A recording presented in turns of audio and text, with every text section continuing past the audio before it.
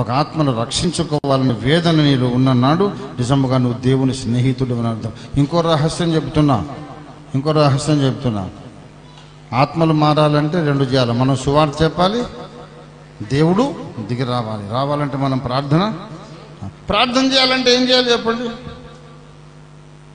ఒక దేవ రహస్యం ఉంది. ప్రార్థన మనం చేయగలగాలంటే మనం ఏ దేవుని ప్రార్థన చేస్తున్నామో ఆయన పరిశుద్ధుడు కనుక మనం పరిశుద్ధ జీవితం జీవించాలి. ప్రార్థన చేయడానికి మనం సమర్థులం కావాలంటే రహస్య పాపాలు వదిలేయాలి. దేవుని స్తోత్రం కలుగును గాక. రహస్యమందు పాపము చేయువాడు మోకరించి ప్రార్థన చేయలేడు. ఒక గొప్ప భక్తుడు అన్నాడు, నువ్వు పాపమైనా మానేయాలి, లేకపోతే ప్రార్థనైనా మానేయాలి.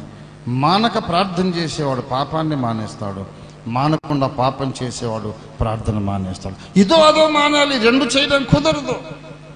అనుకుంటాం పర్లేదు చేస్తాం, దేవుడు క్షమిస్తాడు కదా, అక్కడ పాపాలు చేయొచ్చు, మళ్ళీ వచ్చి క్షమాపణ చెప్పి ప్రార్థన చేయొచ్చు అనుకుంటాం. కానీ అది ఒక 2-3 రోజుల కంటే ఎక్కువ సాగదు. పాపము చేస్తాను పర్వాలేదు అనే మనస్తత్వం ఉన్నవాడు ప్రార్థన చేస్తే కప్పు కూడా దాటదు. దేవుడు వినడు, దేవుడు వింటున్నాడని తృప్తి ఉండదు.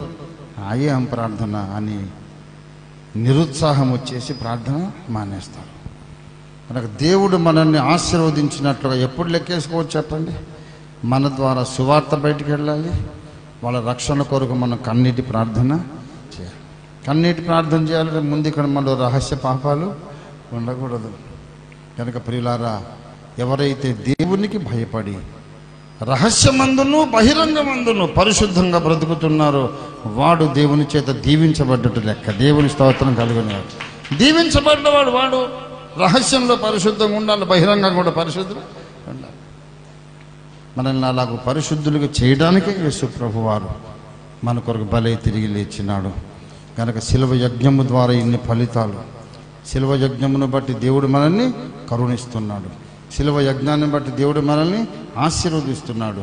శిలువ యజ్ఞాన్ని బట్టి దేవుని రాయబారులుగా సువార్త ప్రకటించేవారుగా మనల్ని తయారు చేశాడు.